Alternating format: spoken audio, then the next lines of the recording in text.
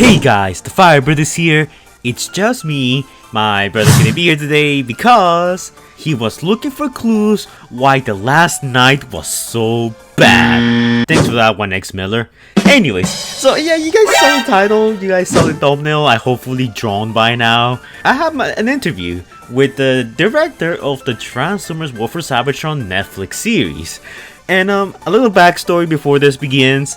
I was actually kinda shocked that I got the offer to interview him, because in case you guys haven't noticed, I haven't been the most positive guy when it comes to the series. I mean, I was just minding my own business, you know, making videos, playing Follow Cybertron online, just relaxing and all that, when shocker, I get an email with a proposition to review a Transformers War for Cybertron art book, which is gonna be released very soon, and I'm probably gonna have that video out again soon. In there, they also offered me the chance to interview F.J DeSanto, the director of the Netflix series, an Emmy-winning TV producer and author, Mike Abella. Maybe you heard of him. So yeah, as soon as I got the chance, I asked you guys, what questions should I ask the man? And you guys sure deliver. My Discord server, I actually started a new channel where I let you guys ask questions about the show.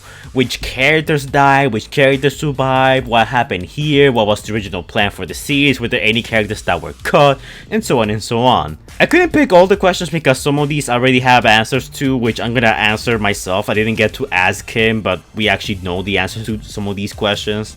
So I picked a bunch of questions, the nicer ones, and rephrased a few so they don't sound as mean or harsh. Like, some of you guys were really nice and some of you guys were really not nice.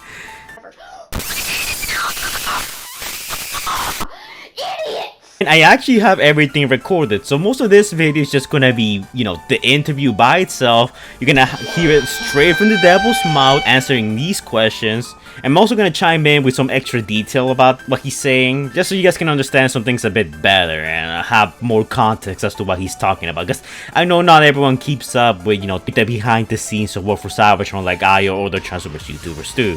And also, while he doesn't get to answer all the questions, some of the questions you guys asked we actually have answers to, which I learned through the Art and Making of Transformers War for Cybertron trilogy book, which was graciously given to me to review and make a video on. So as soon as I upload this video, I'm probably gonna have that video out already, so I recommend checking that video out too for extra context and stuff about, you know, all the stuff that got cut from the series. But this video is just gonna be the interview.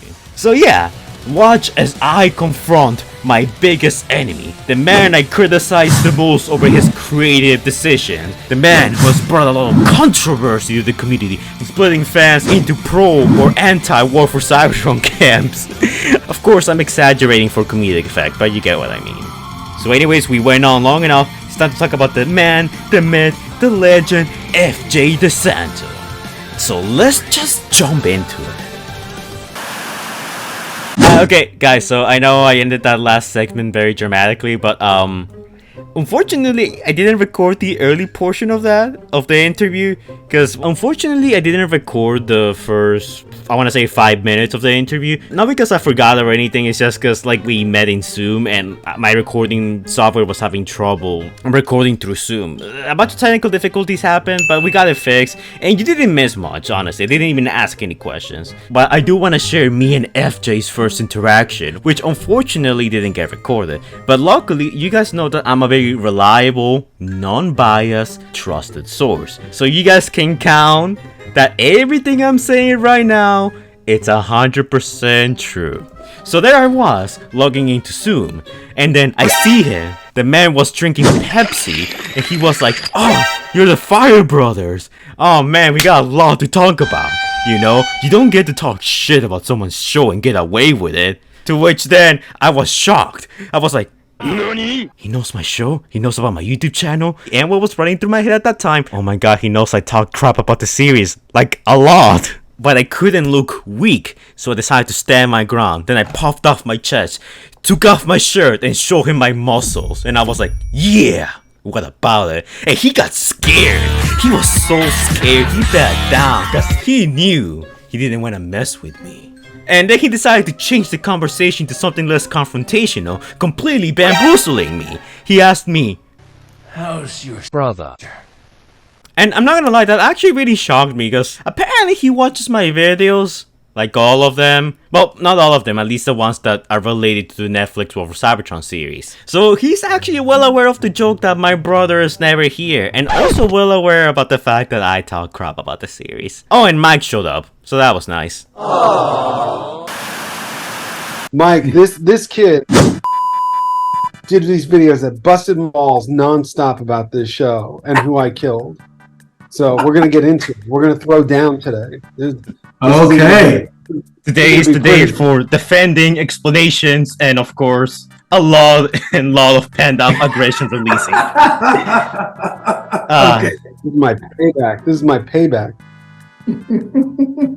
Alright then. FJ, you apparently know my channel, and more shocking of all, you know my brother. Yeah, I've been both critical and defensive of the War for Cybertron series.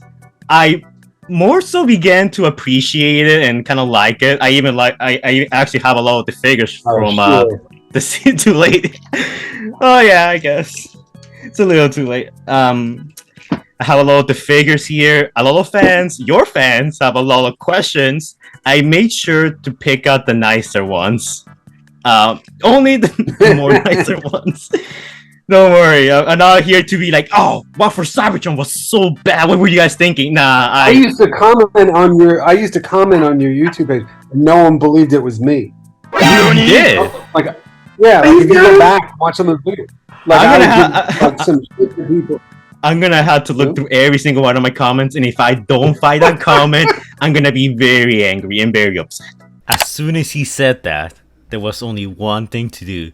I immediately went to my Discord and set up a bounty to hunt down this man's comments. And unfortunately, no one could find it. I heard you're very good at what you do, and what you do is hunt down people. There's a certain someone out there I need you to hunt down. I'll make it worth your while. Dead or alive, doesn't matter to me. I'm here to find F.J DeSanto and ask him life questions. And I'm here to find Legacy Cosmos. And Walmart is all out of Legacy Cosmos. The result of that was complete failure because no one could find his comments, and I was very bummed out. But then someone told me that I could actually just like look on YouTube Studios for someone's comments specifically, and I didn't know that was a feature until now. And yeah, I actually found his comments. He apparently really liked my War for Cybertron Kingdom, but it's the Beast Wars opening video I did. He criticized me for getting my predictions wrong for the Earthrise trailer, which yeah, a lot of my predictions were wrong, sadly. He even answered some of the comments from my subscribers here, which was actually pretty nice of him. I feel like you guys need some therapy or something here. What's going on? That's why you're here. This is your job. To mediate, referee. We need a third party to prove who's right or wrong, you know?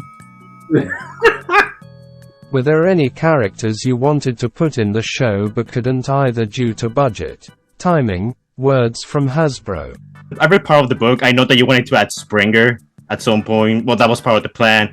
But were there any other characters, let's say like Rodimus over here, that maybe at one point you consider or not? There wasn't that much, to be honest, because we knew what the toy line was going to be, so we based everything around that, right? So it wasn't like there were characters that were not in the toy line that we wanted in the show, like Alita or Sound Blaster or who was the other one? Alpha Trion, which they never made a toy out of. They would let us do it that way, but there wasn't like, oh, there's this character, blah, blah, blah, we can't put in. We probably would have liked to have done more Beast Wars characters if we had the budget and time to do it. But also, you know, we wanted to focus on the core, you know, sort of classic characters. If that the sense. G1 cast. Springer, by the way, that wasn't me who wanted Springer, right, Mike? It was like one of the writers wanted Springer. Yeah. I don't even know who that was.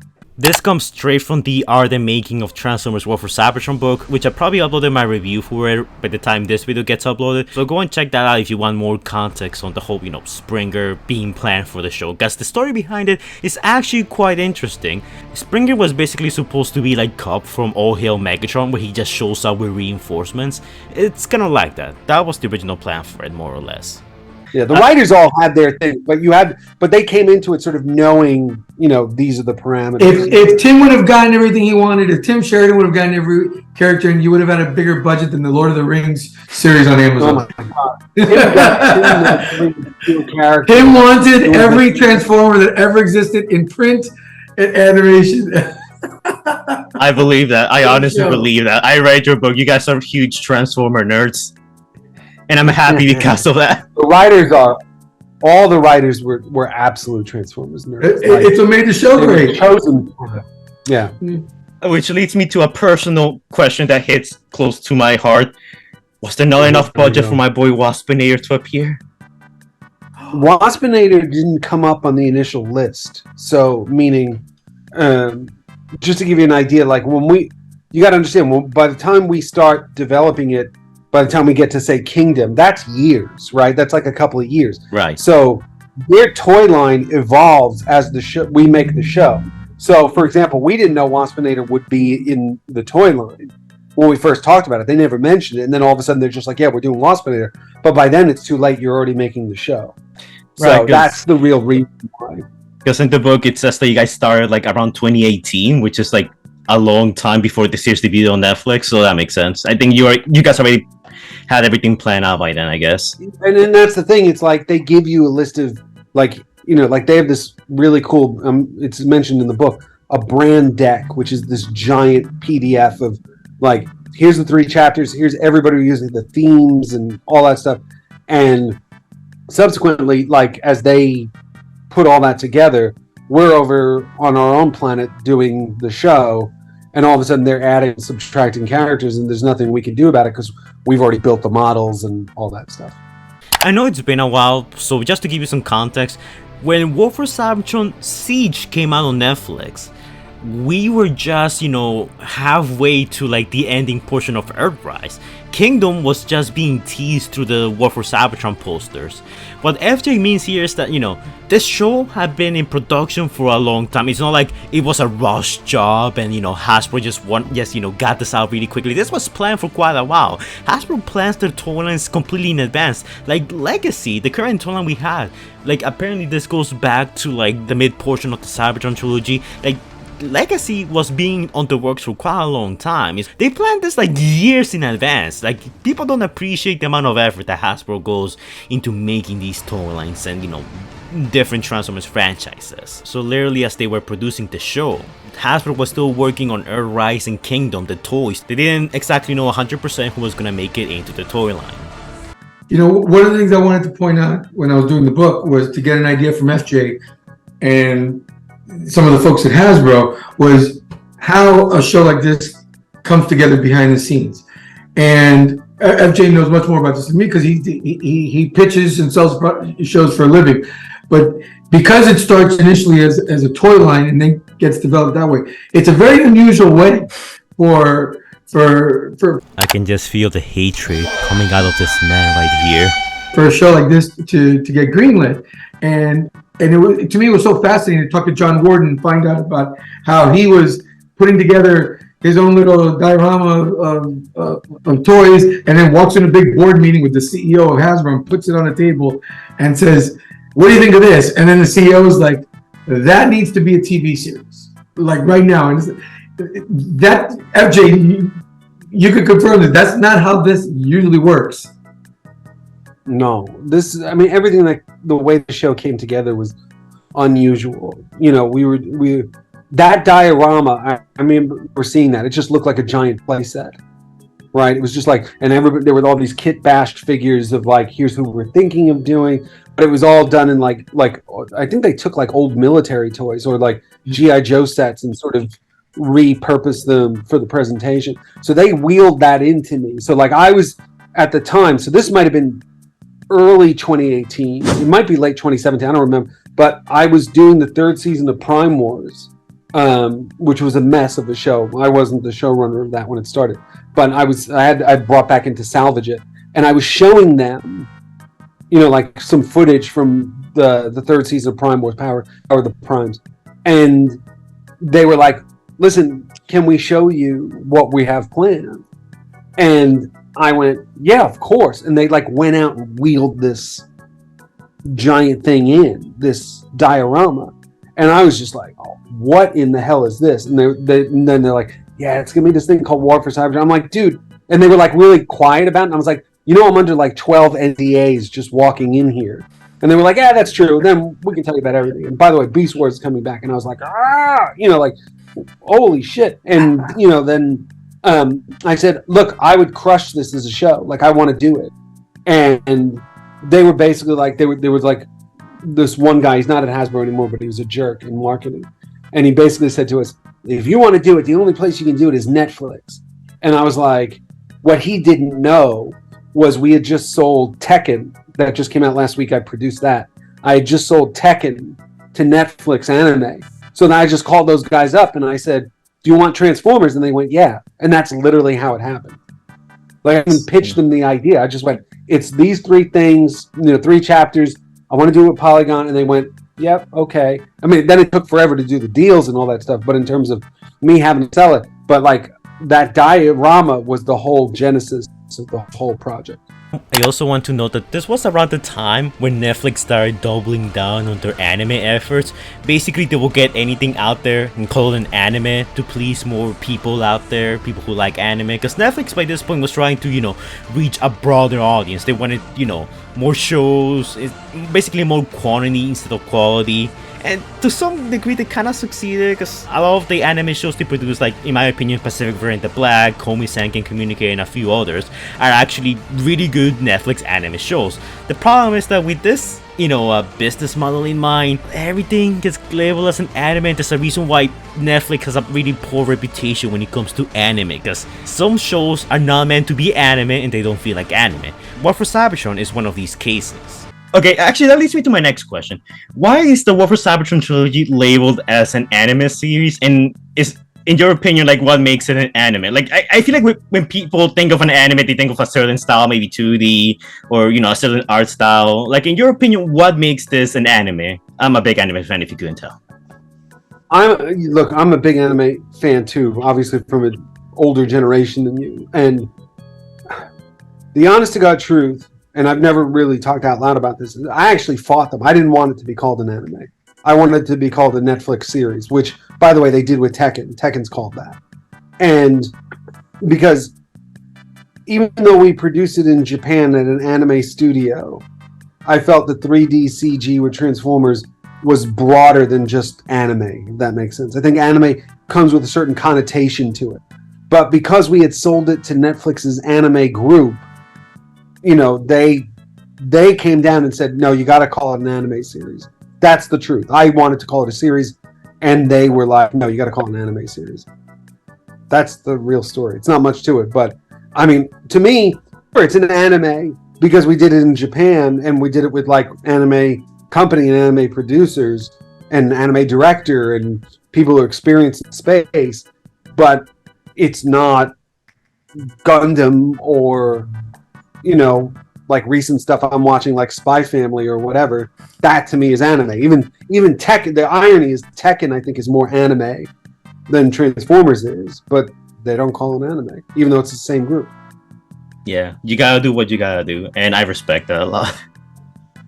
I gotta do who's ever paying for it. So. Who was your favorite Autobot? Who was your favorite Decepticon? We get asked this a lot. My favorite Autobot is Alita, because I felt like that was a character that was relatively underdeveloped within the franchise that we had an opportunity to bring to the forefront. We were sort of debating earlier who my favorite Decepticon is. I'm more a mercenary guy, so Sound Blaster's man. Because that was the other fun thing we got to create for it. But you're biased, Mike. I've been thinking a little bit about who my favorite Decepticon is, and I think we now share the same favorite Decepticon in the series. I'm gonna let you. Because I love Frank's performance, and I feel like by the time we get to him in Kingdom, and he's losing his mind, and he's got the golden disc and gives it to Bumblebee, it just means more to me. Well, look, Starscream has, the more I think about it, the best character arc in the whole show, because it's true to the character, yet it adds a whole level to him that we've never seen before. And like, I'm not a Transformers fan that has seen every single series. I'm a G1 guy, right? I knew about Beast Wars. I'd seen a few episodes, but that was after my time. But to see that and to see how Starscream goes from season 1 to season 3, where he's going nuts and he's doing all this, and he makes the big move and he confronts Megatron there. Maycat really talks really well about that character in the book. It talks about how he's coming at it from, it's like almost an abusive relationship, right, that he has with Megatron. It's really great. And you can look at it in a lot of different ways. You want to get really deep into the weeds on that. That's fine. If you want to keep it at a surface level, just look at it. It's still a great character arc, and it's like great because I've always found him kind of annoying, but he was fantastic in this. But aside from him, I'm gonna say I'm gonna go with Alita and Jetfire for the Autobots, because I thought Jetfire always looks the coolest, and along with Alita, I thought it really added some depth to the show that we don't usually see. Interesting. In my opinion, Jetfire had the best fight scenes in the series. It was always a spectacle to watch. I'll give you that. I always enjoy him. Why were some of the gimmick Toyline characters like Micromasters, Fossilizers, etc. absent from the show? It's a combination of budget and what they're going to offer to the story. Like, Fossilizer isn't going to add anything to the story. So if I have Fossilizer, then I have to cut, Tigertron or somebody like one of the classic characters. And it's like, at a certain point, like I don't think people understand or appreciate just how many characters are actually in this show. Like, it's nuts how many people we snuck in the show, whether it's redecos and stuff like that. You won't see an animated show that has this many characters when you really take a step back. Even like when they're at the theater with the dead, the people being operated on, the refugees on the ship and all that stuff. Like, we added so many characters. The other thing is, by the way, to go back to my earlier point, is we didn't know they were making a character called Fossilizer. That stuff they did later. And again, we don't. At a certain point, they're not telling us the changes to the toy line.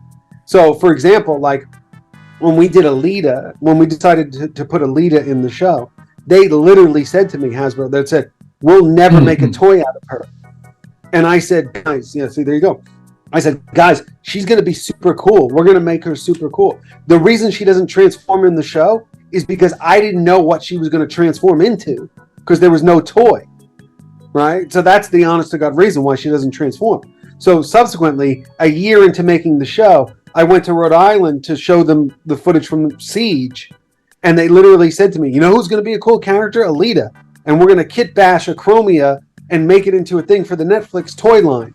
And I went, oh, Jesus, I told you guys this, right?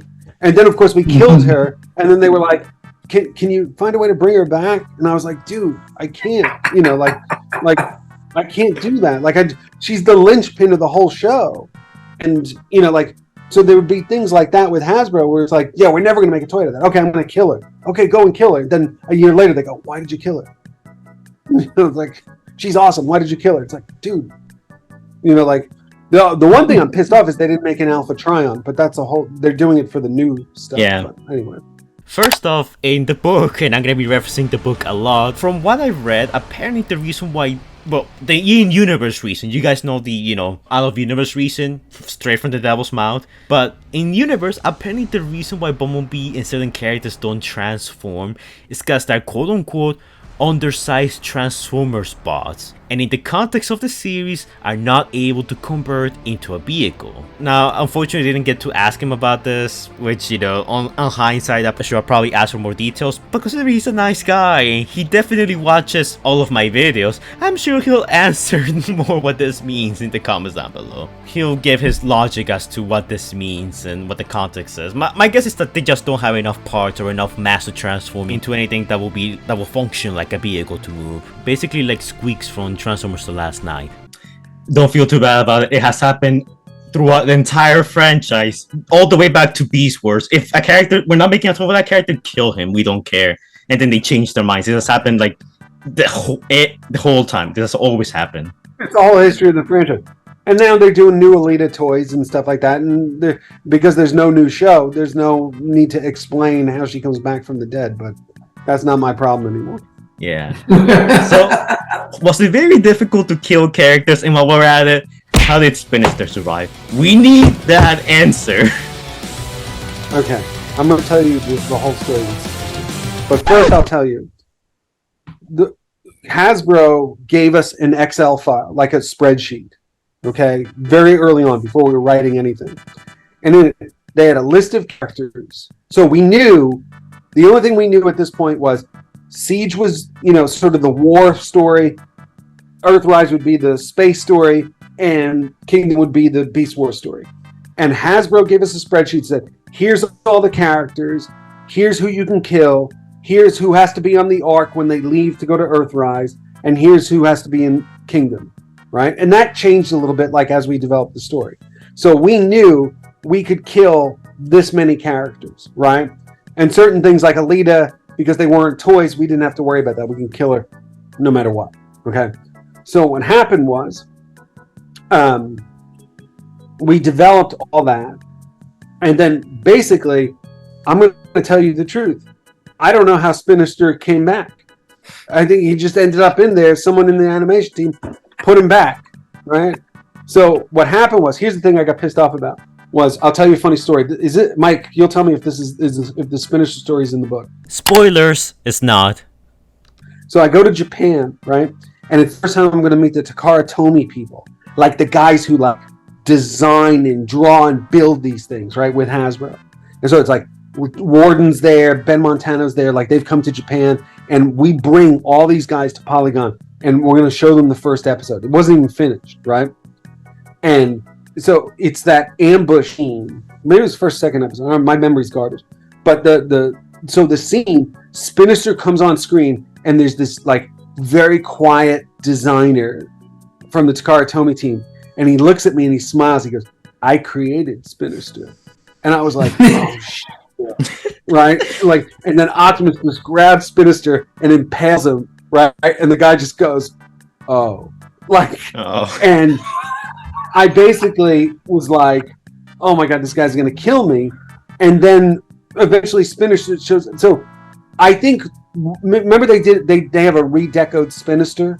There's a redecoed Spinister that is part of the toy line. It was supposed to be that guy, and we never got around to coloring him the other way. So the true story is it just ends up being Spinister because somebody forgot to redeco this other guy. Okay. So that makes more sense. Okay. Yeah, I gotta Google who the hell and because they told us too late, and it was like, oh, we could have done that. Like we should have done, blah blah blah blah. Like that's the problem. It's just like. It's also just a matter of having room for these characters. We need more characters in the background and stuff like that. Well, I'll tell you, from the book point of view, I can tell you guys have so many layers to catch things. The mythos here is so rich, right? The mythology of Transformers is so rich that we did multiple proofreading and copy edits, not on like typo. We got the grammar on the first try. But it was making sure we had all the names right, because that list that you had, they F.J. and Matt Murray, his right-hand man on the show, they shared all the decks that they had for research that they would give to writers and that they would use for their for their story meetings and all that. So I used that, and that was incredibly helpful. Except I still need to double check a bunch of the names because a bunch of the character names changed from the time when they got that deck. Some of the minor characters. Like there was at one point there was a graph. It showed all the different characters, and in the book, there's let me find some of the character pages. Like when some of the character pages, like this. So we got some of these images from the brand deck, and their names would be on there, and some of them were different.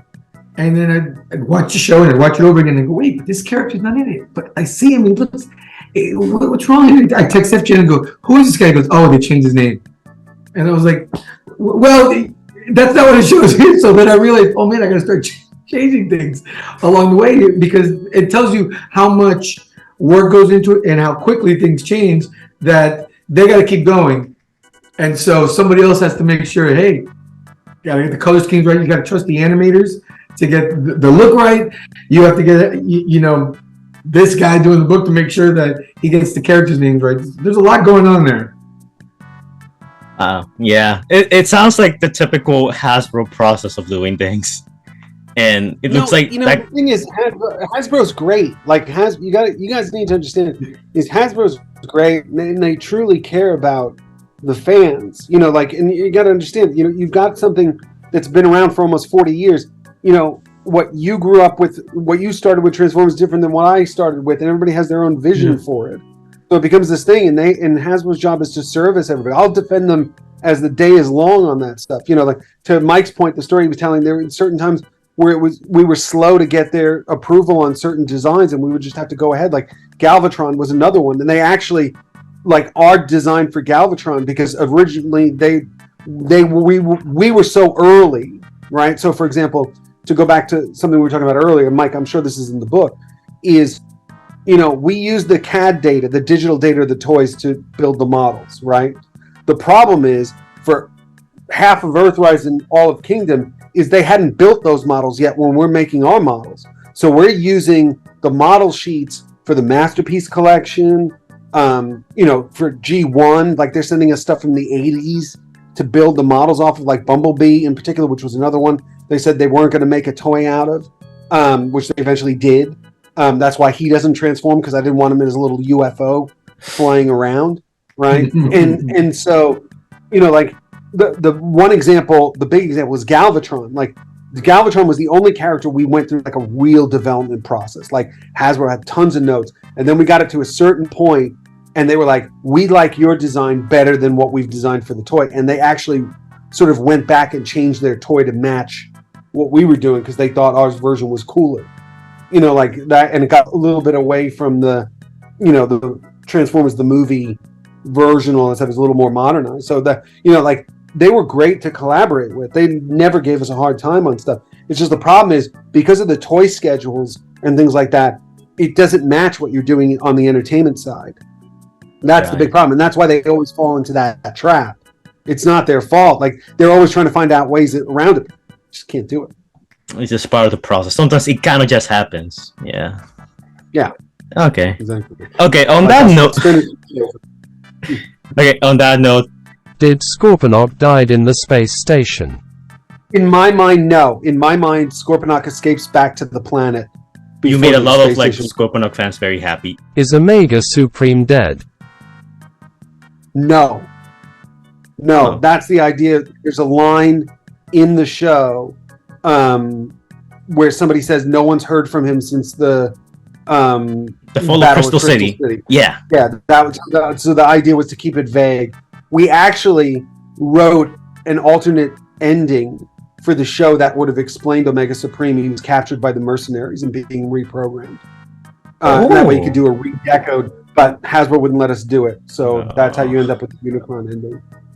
I expect the trivia section in the Transformers Wiki to be changed. And of course, with citations towards my video for credit and stuff like that. Is Shockwave dead? Again, none of these answers are canon because somebody will pick up these stories years from now.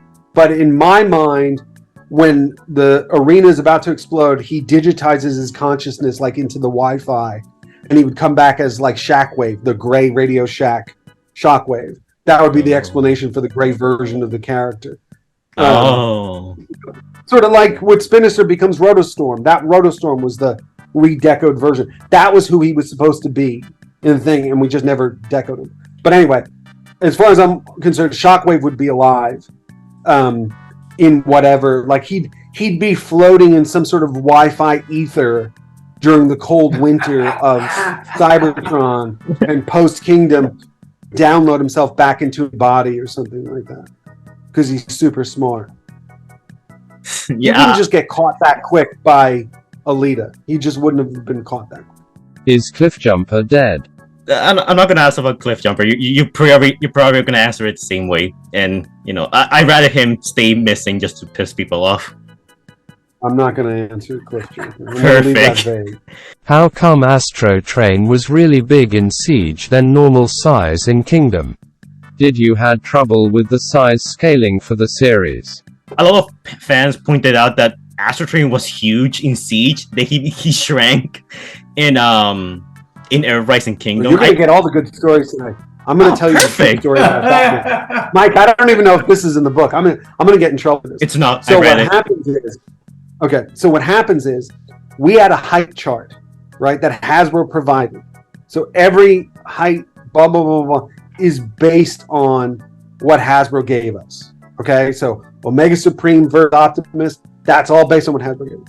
The problem is, this is Mike, I don't even know if I ever told you the story, is we got the animation for that scene of Astrotrain, and he was absolutely humongous, and we said, oh no, what the hell is this, right?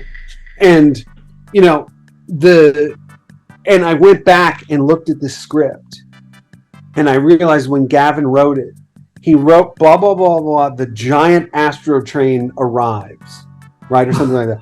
And he just meant like he was big and imposing, but the Japanese team in the translation took it literally and like tripled his size. So then we had to, if you look at the shots after, they're actually like changed. So like you see him later, and it's actually, the actual shot is blown up to actually make his size less determined. But there was also an argument of if he turned into the space shuttle, he would have to be that size to fit everybody, right? To fit all the guns. So that was their sort of argument. But it was an honest-to-God translation error that they said, oh, they want to make him giant, and they made him giant. And that's the true story.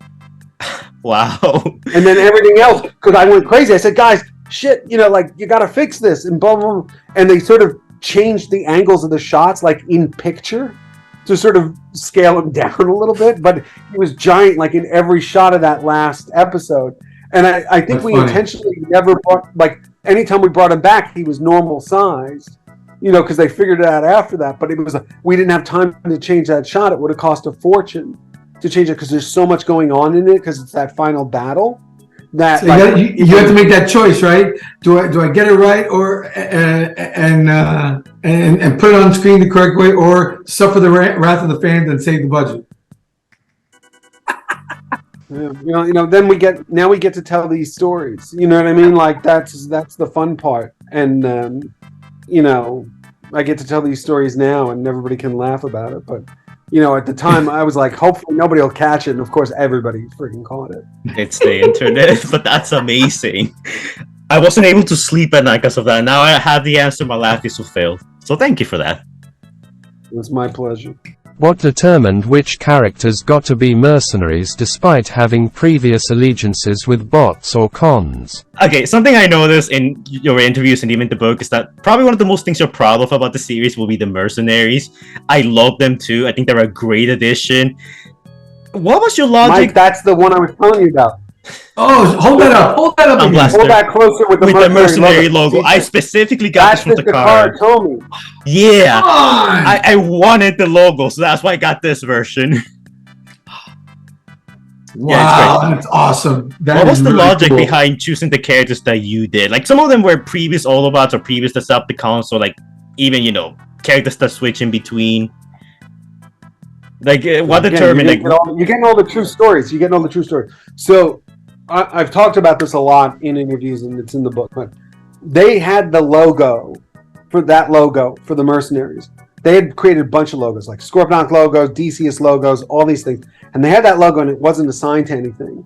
And I said, what is that logo? They're like, we don't know. It could be something like for a mercenary or something like that. And I said, I want to build basically the Star Wars underworld of Transformers and have like a third faction. And they went crazy. They were like, that's great. But I said, I want that on a t-shirt, all this shit, right? So what happened was when we wrote the scripts, Brandon Easton and I and Matt Murray were talking about when we were going to introduce the Mercenaries and all that stuff.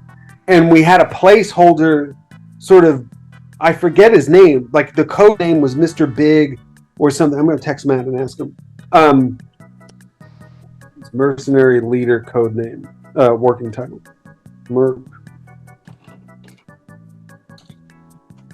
Before. So this was before we decided on Sound Blaster, right? Mm-hmm. And so what happened, because Matt, I'm texting because he was so excited. I was talking to the friggin' Fire Brothers guy.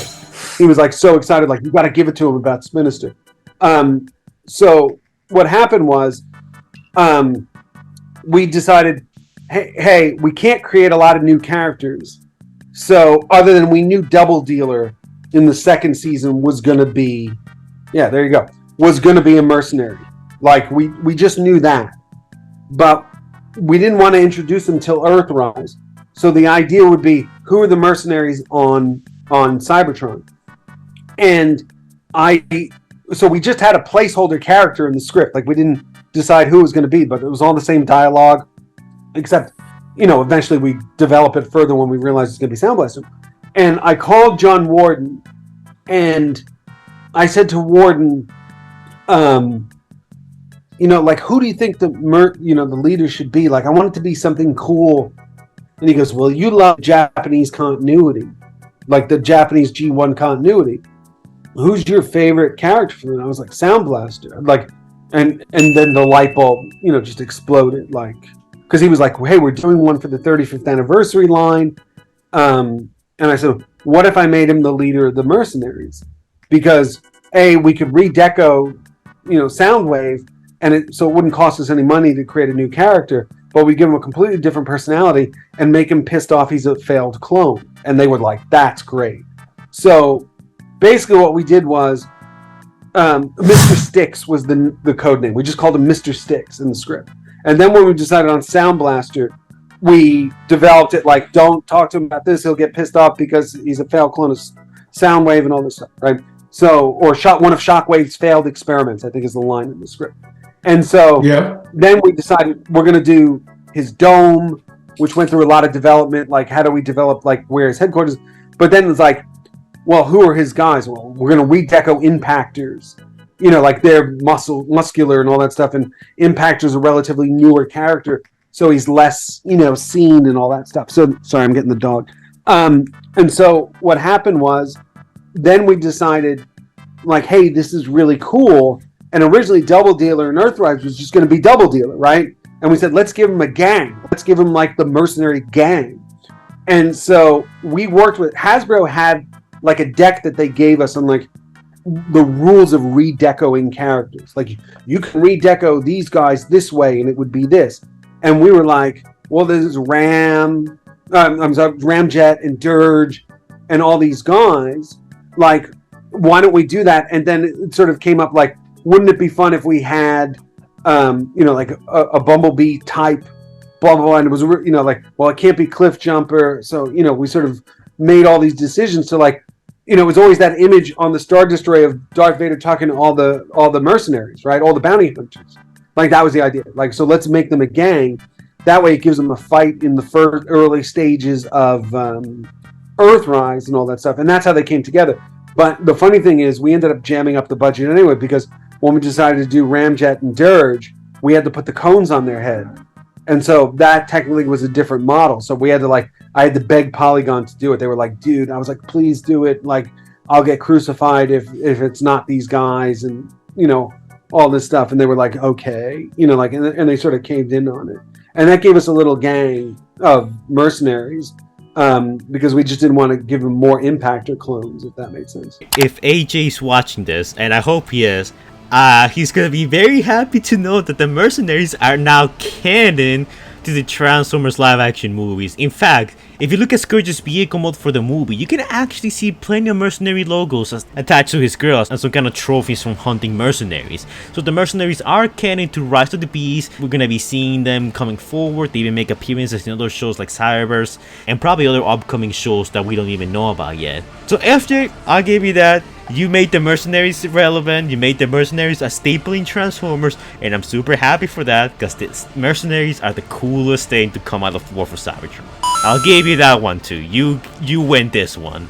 What was your main target audience when making the series? Transformers fans or non-Transformers fans? Funny story, I actually watched this with my brother and my mom, who are not that into Transformers. So for them, this will be like the first Transformers series. And they actually liked it. Like, their response was vastly more positive than your average Transformer nerd from G1, Beast Wars, and so on. So it seems to resonate more with non-Transformers fans. When we created it. Yeah, well, you know, I don't know if you know this, but it's the best reviewed Transformers show ever. Okay. I know that comment probably just triggered a lot of Transformers Prime fans, myself included, so I went and checked Rotten Tomatoes. Now, he's not kidding, War for Cybertron is the best reviewed Transformers show out there. War for Cybertron has a 90% average, tomato score on it, with a 72% average audience score. But when you search Transformers Prime, this show, it hasn't been reviewed yet. And if you search up Prime Beast Hunters Predacons Rising, it only has 84% audience score and only one review with no, tomatoes there to be shown. So, War for Cybertron wins by technicality, but that's also because Prime doesn't have that many reviews for some reason, which is kind of weird. But hey, a win by a technicality is still a win, so FJ, you win this one. Like, in terms of Rotten Tomatoes, it's the best reviewed show ever. That's what Howard told me, right? So don't blame me if it's not true. When we designed it, it was designed for like your age, like an older Transformer fan, but because it was a prequel, it gave us the opportunity to open the door to new people, which is why we had different takes on the characters like Optimus and Bumblebee, etc. So what we found out, though, what was really interesting is in sort of the research, after it came out, what Netflix reported to us was the big realization. It was always a love letter to G1, right? It was always like supposed to be a love letter to G1. What we found out, though, was the big surprise audience, which was very, very big, were like parents that are like mine and Mike's age, watching it with their young kids, like 9-10-year-olds. And they realized it's a new entry point into Transformers for a whole different generation. So what I'm hoping is, like, in 10 years, there's a whole generation that started with that, etc. Like, so while your age group did watch it, the audience that latched onto it for all 3 seasons were the diehard parents who loved it, but also very casual. Like, it was like people saw it as an entry point. Like, oh, I loved Transformers as a kid, I can watch it now with my kid. That became a big thing, and the toys took a big bump because of the show. The toys sold really, really well, and they sort of showed me that Hasbro, the market research that said, like, if a trailer came out, the toys took a big bump in sales. If the show came out, another big bump. And then in between those things, they would know how to release an exclusive, like an Amazon exclusive. Everybody would rush to that and all that shit. So, yeah, it started off as one thing. I know you're mad he's not in the show, but, it is what it is. He wasn't part of the Toyline when we started it. Like, he wasn't part of the conversation. Right. That's awesome. That's great. Yeah, like my family who are very casual Transformers fans, like really casual, like really, really liked them, really latched onto it. Even my mom was like, "Hey, that blue guy over there, he was on the show." And I'm talking about Double Dealer here. Like, she genuinely liked it. She was like, "Maybe you should buy that one." I was like, "Yeah, sure, I like it." And I got me now. Funny story about that. Yeah. So you did a good job with that. Like, I know I criticize War for Cybertron a lot, but there's a lot of aspects that genuinely do, like the Mercenaries, the visuals, amazing. I don't think I ever like bombed down the visuals. Maybe in the trailers, but after that, I always said I like the art, I like the visuals. a lot of the character choices and models being so close to the toys was actually really good for me. I like that a lot. And yeah, like you said, I feel like a new generation of fans are gonna grow up with this series, just like how I grew up with the prequels. And like I defend the prequels to the death, even though they're not perfect. I feel like this series definitely has, got its fans. Like like you said, the toys are doing amazing. You said the prequels. It was like a trigger word for me. I think prequels. I think childhood. I'm a prequel apologist. I love the prequels. I love the prequels too. I will apologize. I will defend Revenge of the Sith, and that's about it. I'll 50-50 defend Phantom Menace, and I'll defend Revenge of the Sith. But Attack with the Well, Clones because you were a little kid then. You saw Phantom Menace. You saw Phantom Menace when FJ and I probably saw the original Star Wars, so I get it. And I try to be open-minded about it. Now, I recorded this off Zoom, and unfortunately, like, the recording stopped here. So, it didn't exactly record the rest of the conversation, but by this point, we just wrapped up and, said goodbye. But luckily for you guys, I'm going to do a recreation of what happened during our last interaction together. So, by this point, the lady that set all of this up said it was time to wrap up. So, I do what I do. I say I'm about to leave.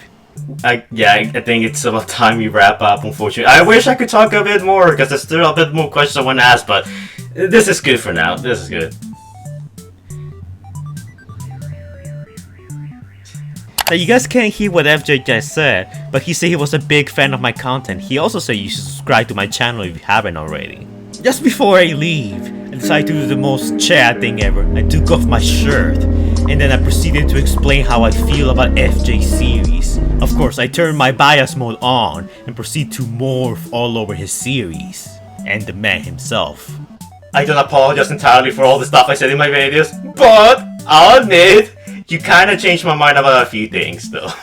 And I got into like your series more. I still can't say I will like die on a hill for you, but I will say it's kinda good. It's pretty good. And you got me to buy the toy, so you succeeded. So I'll give you this win. You won this one.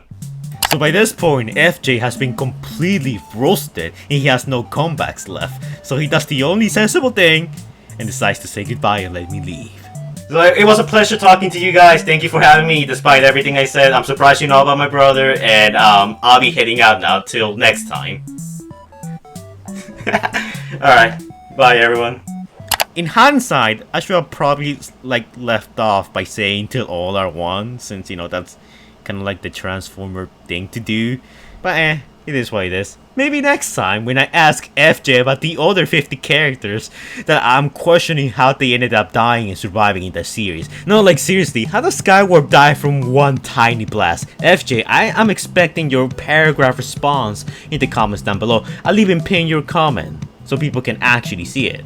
But anyways, that's it for the interview, and despite everything I said, and of course I was mostly joking, I'm actually quite grateful for the opportunity that FJ and Mike gave to me so I could talk to them. But he didn't answer every single question out there because, of time and stuff like that. So I'm actually going to answer a few of the questions you guys gave me. What was supposed to be the story of Transformers Legacy if it would have happened? Now, I'm pretty sure FJ doesn't know anything about Legacy. Well, he knows about Legacy. He keeps track of the franchise. But I'm positive. And keep in mind that these are not exactly his words, so take what I say with a grain of salt. This is just from my experience of talking to him and reading the book and, watching interviews and stuff like that I found from him.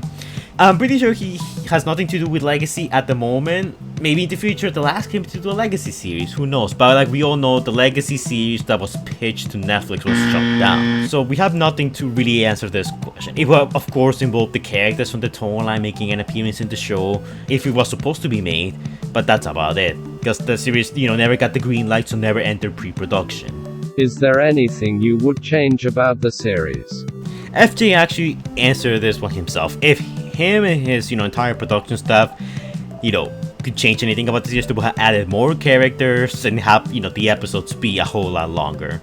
Why was the entire series only 18 episodes? The entire series was only 18 episodes because that's what Netflix gave them to work with. It's not like they chose to have, 6, episodes for each section of the series. It's something that Netflix does quite often. It gives shows minimal episodes, not that many. For example, Pacific Rim The Black on Netflix also has a similar number of episodes, and so does plenty of other shows. Why use non-union voice actors? Some sound perfect, some sound like another character, especially with Tigatron and Dinobot, and some sound nothing like the character they portray. This one was actually in the book, and FJ has touched on this a while back on other interviews, I think in Rodimus Primal's interviews. But the reason why they had non-union voice actors is because they were cheaper, and you know, with all the different character models, FJ said it himself, this series has a lot of character models, unique character models that you won't see on many other series. The fact that they managed to cram these many, it's insane. And that costs a lot of money. Making 3D models cost a lot of money, and that's not even taking into account the time. And again, another reason why they did it is because it was part of their artistic vision. Like, Peter calling Optimus Prime, as much as I would have liked to see him in the series, it wouldn't have fit the Optimus Prime that we're going for. They were going for a more naive, I guess, you know, inexperienced Optimus Prime. That's something that they have stated in the book and in their interviews. For example, as much as we love Peter Cullen and we want him to be Optimus Prime 24/7, do you think Peter Cullen's voice will have worked on animated Optimus Prime, a series where the Optimus Prime is much like the Netflix one, inexperienced, still learning, kind of in his teenage, you know, years? So that's another reason why. Why did you make the decision to kill off Jetfire, Chromia, Red Alert, Alita 1, etc.? FJ actually answered this. Hasbro gave them a kill list. Basically, any character that doesn't have a toy, well, at least didn't have a toy and were not planned to have a toy by the time they were working on the series, was slated to kill off, with some clear exceptions like Bumblebee and so on. This is basically what happened to Tigerhawk in Beast Wars. The reason why he died so quick is because he didn't have a toy, and by the time Hasbro made a toy out of him, it was already too late to have his, you know, to have his death be reverted and avoided in the show. And like he said, they basically gave them an Excel sheet where, you know, they were told which characters they had to stay alive and which characters had to die. And unfortunately, Jetfire, Chromia, Red Alert, Alita 1, and all the other characters that we see on Cybertron were just slated to die, with some, you know, being left ambiguous like Shockwave. And yeah, that's pretty much it for the questions, at least the ones I'm able to answer. Again, like this section right here, where I answer the questions that FJ couldn't, like, don't take it as fact, because, you know, it comes from me, from what I heard from him, from what I read in the book. So, you know, well, I think that what I'm saying is mostly accurate, and FJ himself is gonna tell you in the comments down below if he checks this video. Well, tell me if I'm right or wrong in the comments down below. But this section right here is just, you know, according to what I heard, according to what I saw, and according to, you know, what I read. By the time this video gets uploaded, I'm gonna have 2 other videos, you know, talking about the War for Cybertron art book, because it's actually very interesting and there's a lot of cool stuff from it, and a more traditional video from me where I talk about all the unused content from War for Cybertron. Basically, it's just gonna be me compiling the stuff we know, the stuff I mentioned in these videos, and going more in depth with it. But yeah, guys, that's my interview with F.J. DeSanto and all my, you know, professional research digging on answering your, you know, heart's burning questions about the series. A lot of you guys had a lot of like really good questions, a lot of you guys had a lot of mean questions, and a lot of you guys had very interesting questions. Again, I'm sorry not all questions got answered. Hopefully in the future I'm able to get a second interview with FJ and I'll ask him all the remaining questions, but for now this should be enough to satisfy you. Again, I want to say a huge thanks to FJ and Mike. They seem like nice guys, and they seem to take this kind of thing in stride. Like, the director didn't really mind that I talk crap about the series, even if some of it was deserved or undeserved. He seems like a nice guy overall, and he likes Transformers, and also is a prequel defender, so he's okay in my book. Again, you already know how I feel about the series and all of that. And now I want to hear your opinion on everything you heard in the comments down below. Is there any other questions you guys want me to ask for a future interview? Do these answers satisfy you? And will you take some of FJ's statements as canon, like the whole Shockwave becoming Galactic Man, Omega Supreme being captured by the Mercenaries? That could be an interesting concept for a sequel series. But then again, like FJ said, a sequel series is not in the works just yet, or at least that we know of. So everything he says is just headcanon and stuff like that. It's not like official concrete stuff. But regardless of that, I think a lot of you guys would appreciate just, you know, having that information out there. So yeah, that's it for this video, guys. Sorry it was super long, but you know, there's a lot to talk about, lots of details, lots of cool stuff. So, totally worth it.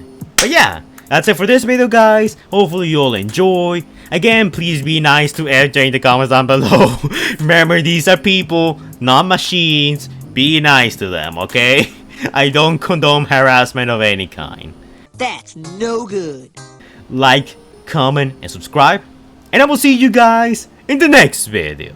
Stay safe, guys. Anyways, guys, before we go, shout out to our amazing patrons: Xavier the God, Stitch Productions, Scrub Lordo, Allspark Studios, Epic Nin, Low Racer, Transformers Gears and Brawn, that's quite a long name, Up Nation Reviews, Joshua, and our newest patron Jane. And an even bigger shout out to our even bigger patrons, Jolin the Great, and our newest top tier patron named K High, or Namek High.